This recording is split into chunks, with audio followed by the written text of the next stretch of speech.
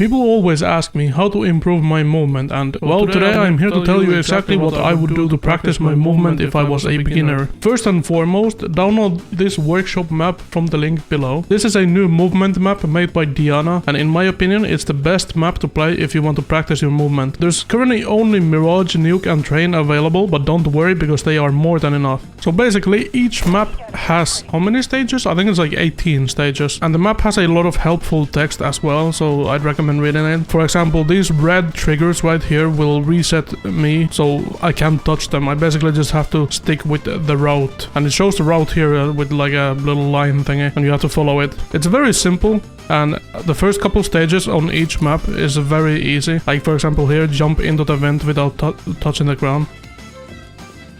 Very simple, and you just have to run into the EP guy.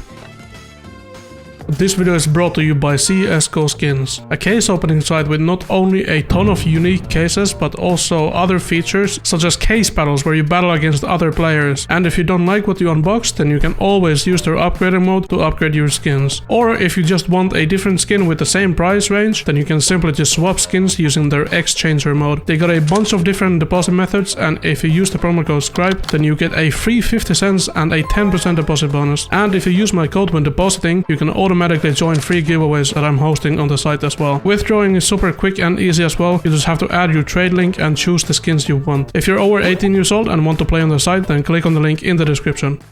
And the reason this map specifically is so good is that there's so much variety, and these are like actual MM maps as well, so you would actually be doing this in-game as well. And here is a new trigger actually. There's only red and blue trigger so far, I believe. Blue trigger, these won't reset you instantly, you are allowed to touch them briefly. So what these are basically is B-hop platforms. So if you B-hop on this, you won't get reset, but as soon as you stop B-hopping, you get reset. So what you're supposed to do is just B-hop off them, like that. Very simple, but you know, might be hard for, like, if you're trying it for the first time. Long jump and collect steam, happy. But yeah, the best part about this map is that if you fall, it actually shows you exactly what to do, so you just have to follow the little line that goes across. Perf over the railing and collect steam, happy. Now a lot of people don't actually know what perf means, they just think it's like, well, they don't know what the fuck it is. But basically perf is a b-hop, so when people say they're hitting b-hops, they actually mean they're hitting perfs. So b-hopping is basically two different things. It's perfing and non-perfing. And non-perf means that you will lose all your speed when you're trying to b-hop, and that's why people say, like, when they're missing b-hops there, they say like, I missed a b-hop because they lost all their speed. And the thing that actually allows them to get speed is strafing. I made a whole ass video about b-hopping, so if you wanna see that, I will link it down below.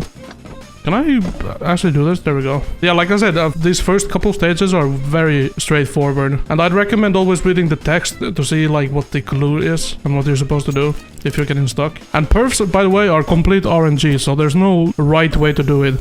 You just have to bind your mouse wheel to jump, so you can jump more consistently. A long jump on top of the reactor and collect a coin. So I guess that's a coin. Doesn't really look like a coin. Looks like a steam happy if you ask me. Yeah, now it's a steam happy. Okay. Some inconsistencies in this map, it seems. Get on top of red, preferably via edge bug to the small blue box. Now here's the first difficult jump in my opinion, and this one actually requires some tech. So an edge bug, basically if you don't know what an edge bug is, it is the last pixel of a platform. Like if you land on the last pixel of any platform, here for example, you surf it, so you edge bug it, but it's very hard to do like on command. There's a lot of lineups for edge bugs and stuff, but yeah. And basically what it does is it just negates all fall damage. So there you go. I didn't take any fall damage. You didn't hear the ah! So what you're supposed to do is just jump on this surf, let go of all your buttons, and just let the surf take you, and edge bug. But as you can see, it's not the most consistent thing. There you go. And as soon as you edge bug, you jump, so it's like a little b-hop, and then you can make it here. Climb the ladder and jump over the railing. Now this one's pretty easy. If you don't know how to climb the ladder fast, it's basically you just look up, hold W and D. So W and D. And if you're looking this way, then W and A, of course. And then you just kind of throw yourself off this ladder and bunny hop. Like that, over the railing. You don't have to really bunny hop it, because you can actually just walk around it, or you can just jump over it, but I think you're meant to bunny hop it, so LJ into a crouch to get on the reactor. Now, if you don't know what LJ is, LJ basically just means long jump. And yeah, this one's a very difficult jump. You've probably seen a lot of people go for this in MM when you played, but it's pretty simple. You just have to like practice it. You have to just LJ and then crouch at the end. Jump bug. Oh, okay. Now we're getting to the dirty stuff. Basically, what jump bugging is you're basically bugging your jump. So a quick little jump bug tutorial here. Basically what a jump bug is, it's a bunny hop that keeps your height and negates all fall damage. And the way to do it is by jumping, then holding crouch mid-air and then releasing it just before you're about to land and do a bunny hop. It is a very tight timing, so it'll take a lot of practice, but after a while it should be ingrained into your muscle memory and you should be hitting them pretty often. And with jump bugs you can also do jumps that normally aren't possible, so they're very useful all around. And yeah. Oh, I actually hit it first try. JB on top of the reactor. JB actually stands for Justin B. But yeah, you have to do another jump bug here. And this one, you can actually also cheese a little bit by just jumping around this.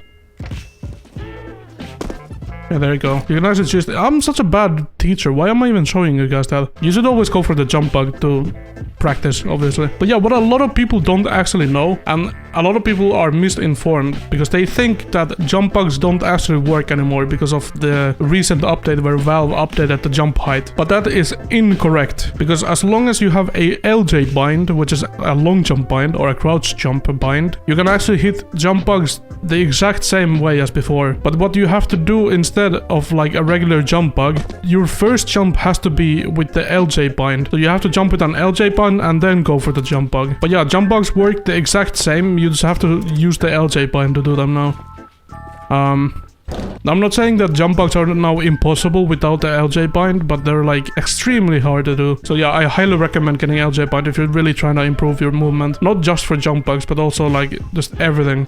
Justin Bieber, the red, or the small blue bugs, whatever. So what you have to do here is literally jump bug from up here, the silo, to down there, and this is literally the hardest jump in the map. Even I cannot do this like consistently. The whole thing with jump bugs is that if you're on a flat ground, it's obviously easier. That's how it goes with Bhopping as well, because it's easier for your timing and muscle memory. But as soon as the platform becomes slanted like this, the jump bugs become like infinitely harder to time. I saw a lot of streamers like spend like hours on this stage, and that's for a good reason. Like, this is a very hard jump.